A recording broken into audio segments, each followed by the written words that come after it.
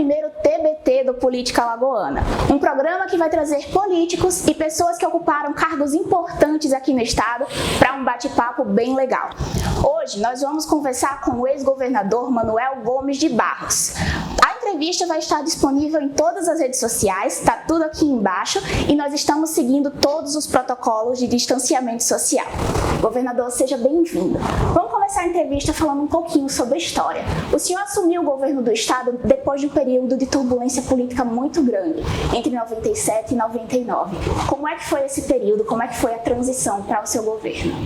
Então, Isabela, nós assumimos o governo no momento mais crítico da história política de Alagoas.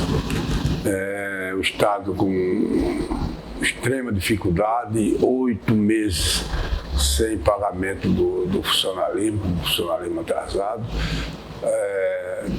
Todo o estado em greve, educação em greve, saúde em greve, polícia em greve, enfim, o estado todo parado totalmente, sem recursos, com um confronto direto com o Poder Judiciário, o Poder Legislativo também, então era um verdadeiro caos. E assumi nessa época, exatamente nesse período, quando o governador, o senhor Agi, renunciou o seu mandato e eu, na qualidade de vice-governador, assumi o governo nessas circunstâncias. E um dos grandes destaques do seu governo foi o ajuste fiscal que o senhor fez no estado para recuperar a economia, né? Conta um pouquinho sobre isso, como é que foi pensada essa estratégia? Olha, nós fizemos o ajuste fiscal, tivemos um funcionário do Ministério da Fazenda, mais precisamente do Tesouro Nacional, que veio para aqui, assumiu a Secretaria da Fazenda, e nós fizemos o ajuste necessário. Fomos buscar, rompemos com aquele acordo, aquele célebre acordo dos usineiros, que subtraía grande parte da receita de Alagoas. Tivemos que tomar ações e assumir decretos e reajustar tudo no estado de Alagoas, no que diz respeito à parte de arrecadação e o excesso de gasto desnecessário. E foi assim que nós começamos a fazer esse trabalho e, graças a Deus, conseguimos não atrasar sequer um dia no nosso mandato. No nosso período de governo não se atrasou um dia, não se atrasou 1 hora, e conseguimos pagar todo o atrasado que havia, o Estado estava devendo ao funcionalismo público e aos fornecedores também, as folhas atrasadas, 8 folhas atrasadas.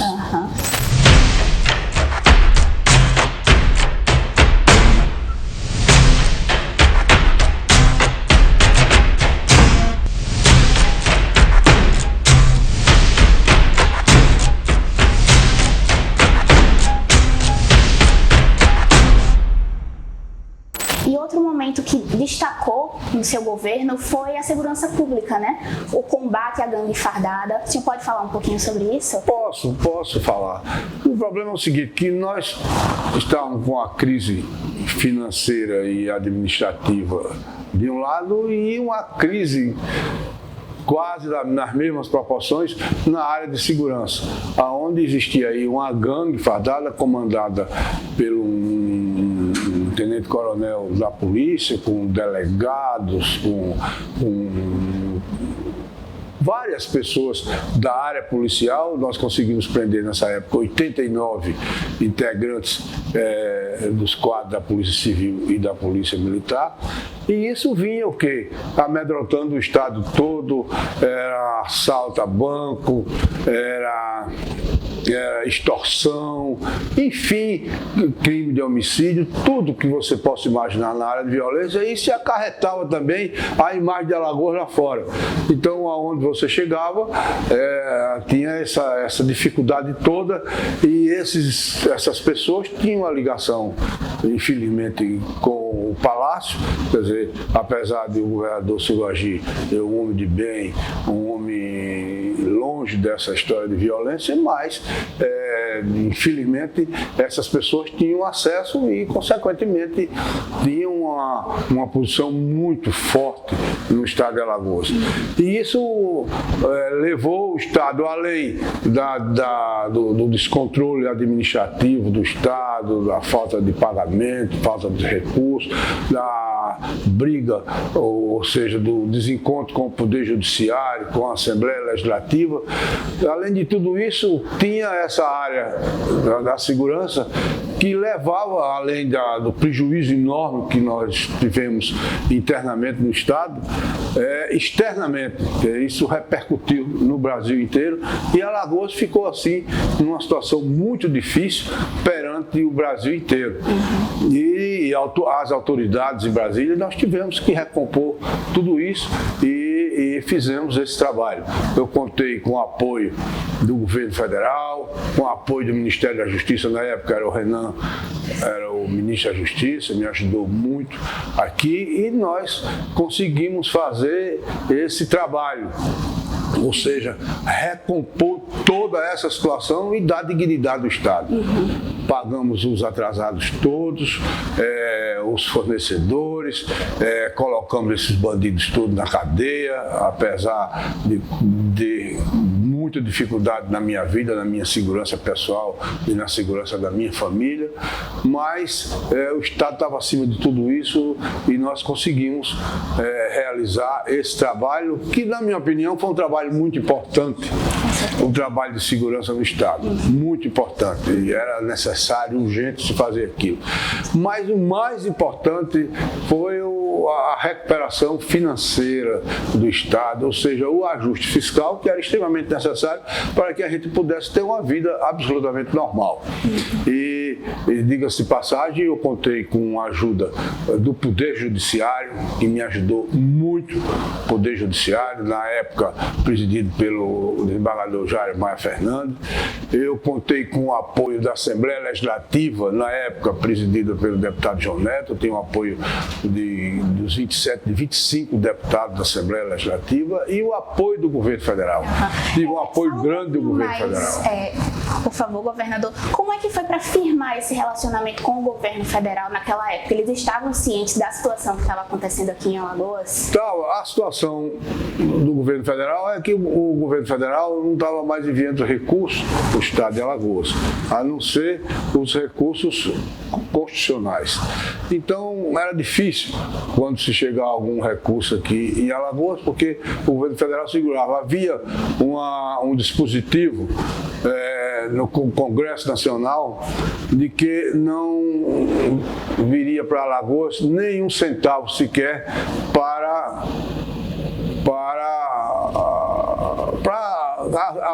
melhorar a situação do Estado. O recurso, há uma decisão do Congresso Nacional. E essa dificuldade toda, o governador Ciro Agir não era mais recebido nem pelo terceiro e quarto escalão em Brasília, infelizmente. Então essa era a situação de caos, na iminência da intervenção federal. Nós passamos assim dias com o decreto de intervenção praticamente pronto, entendeu? E foi exatamente nessa situação que assumi o governo do Estado e, graças a Deus, conseguimos recompor e recolocar o Estado nos trilhos em todos os setores. Trazendo um pouquinho a nossa entrevista para os tempos atuais, para falar um pouco sobre essa pandemia, a pandemia do coronavírus. Nós estamos enfrentando essa crise de saúde sem precedentes. O senhor tem experiência com crises e eu gostaria de saber, assim, como é que o senhor avalia a atitude dos nossos governantes? O que é que o senhor faria de diferente? Olha, eu não faria, quer dizer, é uma situação muito difícil. É preciso que haja uma colaboração total das pessoas, da população. O povo tem que se conscientizar que nós temos que observar as normas da Organização Mundial de Saúde, o distanciamento, entendeu? E todo aquele protocolo. Infelizmente, o governo está sendo obrigado a fechar o comércio, a ter essas medidas restritivas todas, mas a população não tem contribuído. É preciso que haja essa consciência, senão nós vamos ter uma crise talvez maior ainda, que é o desemprego, a fome, a miséria, entendeu? Nós temos que ter cuidado também com a economia. O país não pode parar. Um país de dimensões continentais, um país enorme como o nosso, com regiões distintas, o país que tem a responsabilidade de alimentar o mundo, não pode parar. Entendeu? Não pode parar. Então nós temos que ter essa consciência. O governo também tem que ter essa consciência e principalmente a população. Temos que manter as restrições, temos que ter cuidado, mas também temos que olhar para a parte econômica, entendeu? A economia que está parada, está começando já a ter um esgotamento total e isso é terrível. Então temos que encontrar um meio termo, porque é muito diferente. O Brasil, por exemplo, do Reino Unido, o Brasil da Suíça, por exemplo, entendeu? São circunstâncias completamente diferentes. Quer dizer, não é só você dizer fique em casa e não saia. Fique em casa. Mas aquele que precisa trabalhar, como é que vai fazer? Tem que sair de casa, tem que trabalhar, tem que trazer a feira, o pão para os seus filhos, para a sua família, tem que trabalhar. Não é verdade? Quem tem seu salário todos os meses, então pode ficar em casa, tem um salário confortável, pode ficar em casa. Mas quem não tem? Então tudo isso tem que ser reavaliado com muito cuidado e ter principalmente a colaboração da população. Se não houver a colaboração da população, nós não vamos a lugar nenhum, vamos ter uma crise muito maior ainda, que é da fome, do desemprego, do desespero, essa coisa toda.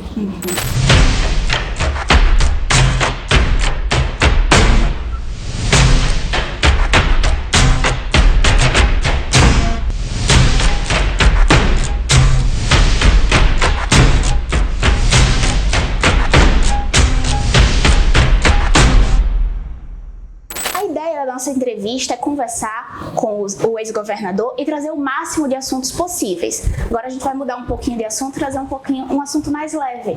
O senhor tem um currículo muito extenso, foi governador do estado, foi secretário da Agricultura, é economista, também cursou engenharia agrônoma, né? E o senhor também foi presidente do CRB. E o senhor tem uma relação muito próxima com o futebol, com o CRB. Fala um pouquinho sobre isso. Olha, o CRB, eu quando assumi o CRB, eu era presidente da Asplana, Associação dos Plantadores de Cana de Lagoa, que é um cargo que me honrou muito também, entendeu? Ser presidente da minha associação, que era a maior associação, na época, a maior associação do país. E de lá eu saí para o CRB. Eu fui, assim, aclamado presidente do CRB. O CRB estava passando uma fase difícil, extremamente difícil, entendeu?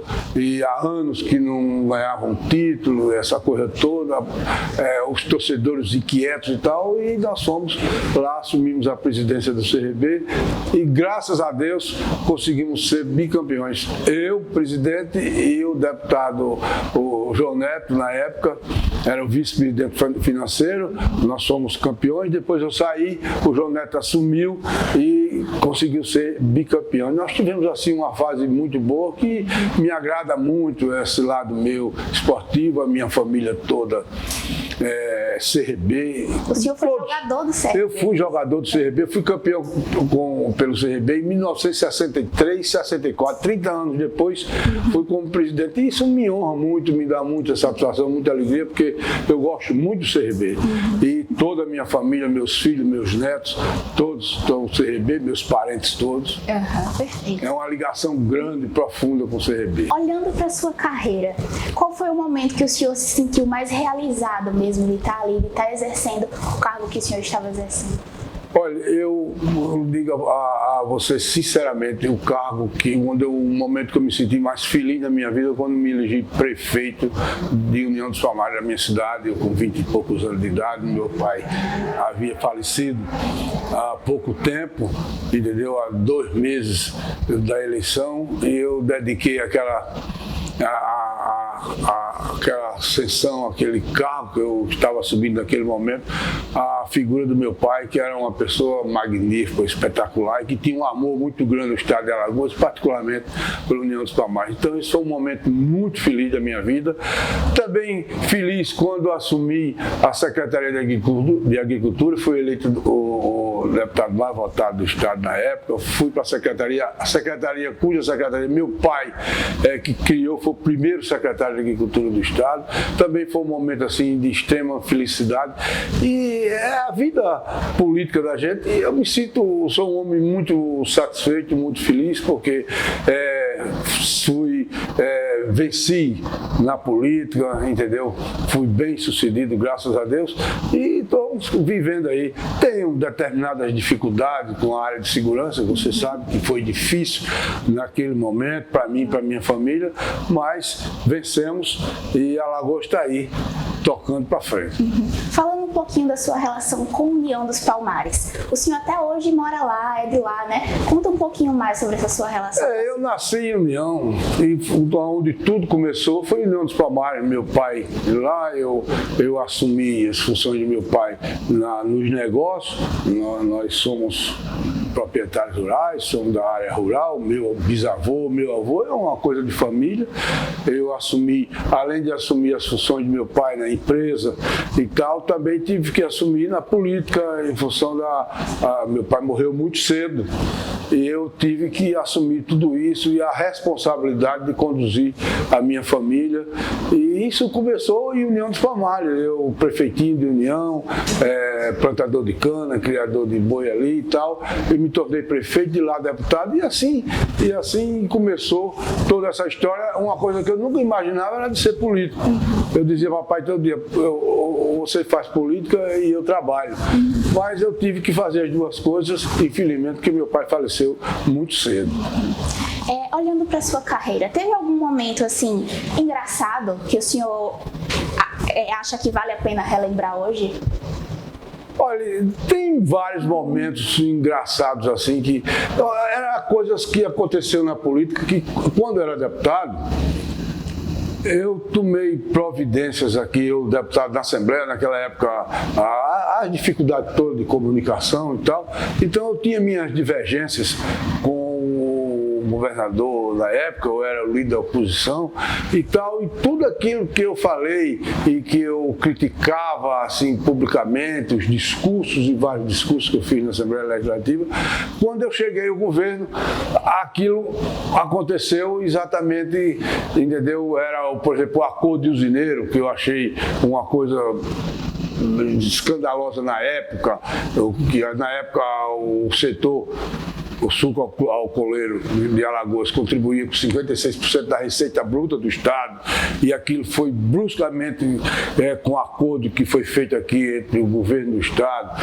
e o setor, e aquilo deixou de existir, o estado deixou de ter aquela participação, e eu achava aquilo um absurdo. Eu critiquei tanto aquilo criou, e aquilo terminou na minha mão, eu como governador, e eu me senti assim, além da responsabilidade do estado, me senti também eticamente responsável por terminar aquilo, e eu consegui colocar um fim àquilo tudo que vinha trazendo um prejuízo muito grande para o estado de Alagoas. Isso é uma coisa muito, assim, muito importante, e que muitas pessoas não sabem ou não comentam isso, inclusive a própria imprensa, da dificuldade toda que o estado passou. Você já imaginou, você tem um orçamento e de um dia para a noite você perde 56% do seu orçamento? É uma loucura. Foi o que aconteceu com o estado. A decadência do estado começou exatamente nessa época. Nós éramos assim considerados o filé do Nordeste, éramos o melhor estado do Nordeste e tal, mais equilibrado e tal, e de uma hora para outra nós tivemos essa loucura, esse desespero todo de perder 50% da nossa receita. Então, isso é uma coisa muito importante, que as pessoas, as gerações novas, não têm conhecimento, entendeu, do que ocorreu com o estado de Alagoas, a decadência do estado naquela época em função das dificuldades financeiras. E falando um pouco mais sobre esse acordo dos usineiros, né? Quando o senhor acabou com o acordo, criou ali uma rixa entre o governo do estado e os usineiros, né? Criou muito, um desentendimento grande entre o governo, o governador, naquela época eu, o governador do estado, e os usineiros, que era realmente tinha uma importância econômica muito grande para o estado de Alagoas, mas eu dizia todo naquele tempo, porque o governo federal me chamou e dizia o seguinte: olha, governador, nós não podemos ajudar Alagoas, porque Alagoas não quer se ajudar. Alagoas recusa ou rejeita o setor, a contribuição do setor mais dinâmico da economia de Alagoas, não contribui financeiramente com o Estado. Então, como é que vocês vêm agora para o governo federal pedir dinheiro? O governo federal, se vocês têm dinheiro lá, receita própria, e não consegue isso. Então, isso é uma coisa realmente muito grave, muito forte. E eu consegui, eu digo, não, eu vou tomar essas providências. E tomei, apesar de ter todos os usineiros meus amigos e saber da importância dele para o Estado econômico e social, mas tive que tomar essa providência, mesmo sendo mal compreendido, inclusive usineiros, meus parentes próximos e tal, e mal compreendido. E isso acarretou, inclusive, com a derrota minha na reeleição, entendeu? Perdi a eleição com poucos votos, exatamente com essa dificuldade toda, mas isso faz parte da história, faz parte da vida. O que importa, na verdade, é que nós conseguimos superar e corresponder à expectativa do povo alagoano e conseguir realmente reconstruir o estado de Alagoas, voltar o estado de Alagoas aos trilhos da normalidade. Foi uma coisa também que eu me sinto muito feliz, muito realizado.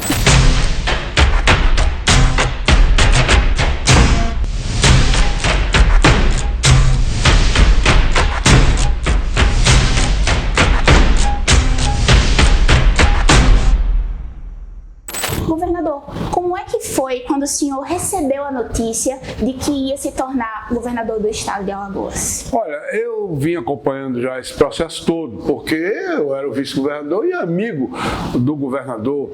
O governador Sulogi é um homem que eu tenho muito respeito, um homem de bem e tal. Infelizmente, aquilo foi uma coisa até que um homem inteligente como o Divaldo, com a rapidez de raciocínio, com a experiência tão grande que ele tinha, para entrar num processo daquele, foi muito difícil. Mas eu já vinha acompanhando e já discutia com o governador essas medidas todas. Era um ponto de discórdia meu com o governador Sulogi, que eu queria me aproximar do Tribunal de Justiça, porque eu não via como a gente está governando o Estado com tanta dificuldade, o desencontro com o Tribunal de Justiça, com a Assembleia Legislativa. Eu forçava muito nas minhas discussões com o governador essa história do acordo de usineiro, porque eu sabia que o governo federal estava com restrições em mandar recursos para Alagoas, porque ele não admitia que nós não acabássemos com essa história desse acordo. E o governador, infelizmente, ele não atendeu esses meus conselhos. Eu não sei se eu tinha condições de dar conselho sobre o agir, mas eu, pelo menos, fazia essas sugestões, principalmente essa. Na área de segurança, a briga com esses bandidos que viviam aqui, amedrontando e criando dificuldade no estado de Alagoas todo, membros das forças de segurança do estado, e a área financeira, que era esse tal acordo de usineiro, porque ninguém podia admitir, e muito menos o governo federal, de que o estado não ia buscar aquilo que era dele lá, que lhe era devido, entendeu? Ia para o governo federal em busca de recursos. Ele tinha um recurso aqui e renunciava à sua receita própria, entendeu? Que era de direito, a sua receita legítima, justa. Então, isso criou uma dificuldade muito grande do relacionamento do governo de Alagoas com o governo federal. E essa chamou a atenção do país inteiro também, essa área de segurança aqui, que tinha um coronel coronel aqui, esse povo mandava no estado de Alagoas, fazia, acontecia e não há nenhuma providência. Então eu via já discutindo, e tinha pessoas poderosas ligadas a esses caras dessa área desse banditismo. Tinha pessoas muito poderosas. Então eu vinha discutindo isso com o governador já há muito tempo, mas ele insistia em não tomar uma providência desse sentido.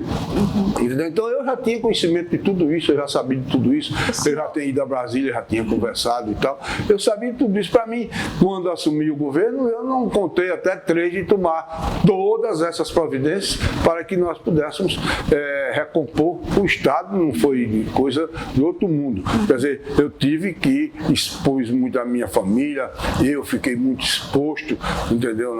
Ainda hoje eu tenho muito cuidado com a minha área de segurança, a minha família e tal, mas tive que brigar, e não é brigar no sentido, mas eu tive que me confrontar com pessoas poderosíssimas no estado de Alagoas que ficaram com muita raiva de mim, porque eu não estava fazendo aquilo por mim, eu estava fazendo pelo Estado, que era a minha obrigação, entendeu? O compromisso, o meu juramento de cuidar dos interesses do estado de Alagoas, e eu coloquei os interesses do estado de Alagoas acima de qualquer coisa, até da minha própria vida, porque já expus a minha vida há muito tempo por isso, entendeu?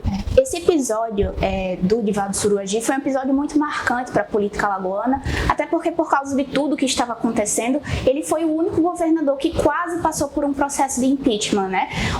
O senhor sabia que ele ia renunciar? Olha, eu sabia que nós tínhamos acertado, de que ele estava se sentindo cansado, ele me dizia isso todo dia, que estava se sentindo cansado, mas tinha alguém do próprio governo, inclusive essas pessoas poderosos, que não admitia a minha chegada ao governo, entendeu? Achavam que a minha posição era muito forte e eles não eram interessantes para eles, inclusive para secretário do próprio Suruagi, entendeu? O próprio secretário da Fazenda, que ele trouxe de fora, que não admitia a minha ascensão ao governo, e outras pessoas ligadas principalmente e também a essa área de criminal, essa área de segurança do Estado, e as pessoas também da área econômica, que não tinham interesse, porque sabiam da minha disposição de, se eu assumisse o governo, eu tomaria essas providências, porque eu já tinha deixado isso claro várias e várias vezes, em várias e várias reuniões, inclusive reuniões públicas, entendeu? Então isso não era, a minha chegada ao governo não era interessante para determinado tipo de gente, inclusive os usineiros, né, que exerciam uma influência muito grande. Sim, exato. Essas pessoas poderosas, tanto na área criminal como na área econômica e financeira, quer dizer, tinha gente, inclusive no próprio dentro do governo, que não tem interesse que eu chegasse, que eu assumisse o governo. E isso aconteceu forçosamente, porque houve uma pressão muito grande da Assembleia Legislativa, a população também não aguentava mais. Você imagine 8 meses de atrasado, a insegurança no estado todo, assalto a banco todo dia, essa coisa toda, o governo federal com seríssimas restrições do estado de Alagoas. Então chegou a um ponto insustentável, e o Divaldo, inteligente, ele renunciou antes que a Assembleia tomasse uma posição mais drástica, entendeu? Mas eu já vinha acompanhando isso de passo a passo, eu já vinha, estava totalmente consciente da responsabilidade que eu viria assumir naquele momento. Perfeito. Falando sobre um outro assunto, mas que também foi um momento difícil na sua carreira, eu imagino, o julgamento do caso Ceci Cunha. O senhor foi citado por um dos acusados, né, durante o julgamento, não foi provado nada, mas como é que foi esse momento para o senhor, para a sua família? Esse foi o momento mais triste da minha vida e mais, não é preocupante, mas que eu fiquei muito estressado, eu fiquei muito aperreado e me sentindo injustiçado, entendeu? Quando a deputada Ceci, minha amiga, minha companheira de chapa, uma mulher de bem, uma mulher de muito respeito e tal, e que depois o próprio autor do crime, o mandante do crime, entendeu? Que continua preso até hoje e pagando pelo que ele fez, entendeu? Depois se descobriu tudo, a Polícia Federal conseguiu tudo que eu e o Renan, na época ministro, você imagina, o governador do estado e o ministro da Justiça, mas é uma coisa que me magoou muito porque eu era candidato à reeleição e as pessoas que... Isso tudo foi criado por esse grupo de pessoas que não tem interesse eu no governo e muito menos eu continuar no governo. Quem que queria, num aperto desse, que eu continuasse governando a Alagoas? Porque se eu tenho continuado governando a Alagoas estava em outra situação, você não tem a menor dúvida disso, entendeu? Mas tinha muita gente que não queria que isso acontecesse, porque eu estava contrariando interesses de pessoas poderosíssimas em Alagoas e isso não era interessante. Então eles mesmos que criaram essa história e graças a Deus, logo depois isso foi desmentido. Todo mundo já tomou conhecimento, o cara está preso, continua preso ainda, o tal que foi o grande mentor do assassinato de uma senhora de bem, de uma pessoa que tinha muito a dar a Alagoas ainda, entendeu? E assim é a vida, entendeu? E isso teve determinadas dificuldades na minha reeleição. Inclusive, teve dificuldade na minha reeleição. Quer dizer, eu sou um homem forte, eu sou um homem que não enjeito, eu sou um homem que enfrenta. Mas eu sou um homem de bem, eu sou um homem de respeito, sou um homem de família, entendeu? E na minha família não existe bandido. Tem homem forte, mas bandido não, entendeu? E conseguimos, graças a Deus, isso foi solucionado e todo mundo tomou conhecimento e o cara que fez isso, se foi amando dele, amando de outras pessoas, está preso já há muitos e muitos anos e que ele continue para lá. Pagando pelo que fez, né? Pagando pelo que fez. Governador, qual a sua opinião sobre o cenário político nacional atualmente? Abstinência e corrupção. Esse é o grande problema do Brasil. As pessoas não estão roubando mais, então muito complicada a situação. O senhor pode falar um pouquinho mais sobre isso? Como é que o senhor avalia os governantes que estão aí hoje? Olha, eu sei que das dificuldades todas que nós temos do relacionamento do presidente da República e tal, mas o grande problema político do país hoje é exatamente essa situação que não estão roubando. Então parou a roubalheira, estancou. Então estancou e você imagine o que é que vai acontecer, não é verdade? Quer dizer, as pessoas não querem isso, na verdade. Quer dizer, as pessoas não, o povo brasileiro quer, a grande maioria, a maioria esmagadora, mas tem muita gente que não quer por trás disso. Esse é o que está acontecendo no país. O senhor tem interesse em voltar à vida política? Olha, eu não sei, não tenho até, não é, hoje a gente da idade cronológica não é tão importante, que eu, apesar de ter uma idade já bastante, né, 70 e lá vai fumaça, mas eu não sei, não tenho muito interesse, porque passou a minha fase, essa coisa toda passou, mas ninguém sabe o dia da manhã, o que é que vai acontecer, né? Política é uma coisa muito dinâmica, hoje está de um jeito, amanhã está de outro, e eu tenho, na verdade, ainda o sangue corre nas veias da minha família, do meu pai, essa coisa toda, eu tenho uma responsabilidade também com isso, mas eu não sei o que vai acontecer, acho que não, mas quem sabe poderá acontecer.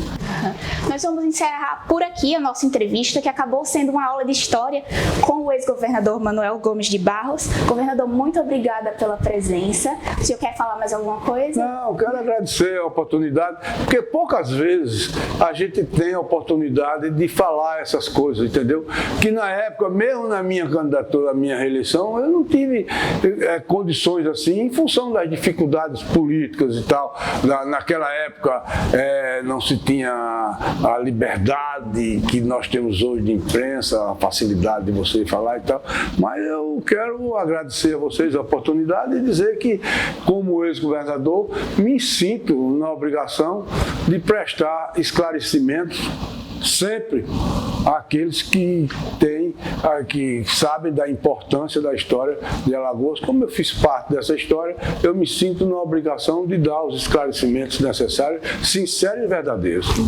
Muito obrigada. Nós do Política Alagoana também agradecemos. E é isso, nós ficamos por aqui. Até semana que vem com mais uma entrevista aqui no TBT do Política Alagoana. Até lá!